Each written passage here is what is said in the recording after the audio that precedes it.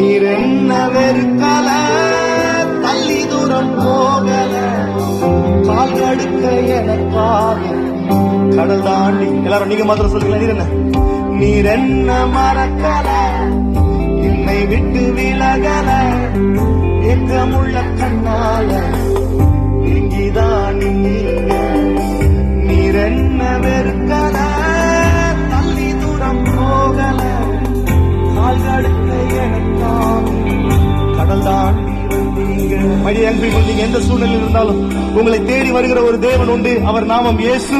எந்த சூழ்நிலையில் இருந்தாலும், எங்கே இருந்தாலும், எவ்வளவு தூரத்தில் இருந்தாலும் அவர் உங்களை சேர்த்துக் கொள்ளுகிற நல்ல தகப்பனாக இருக்கிறார்.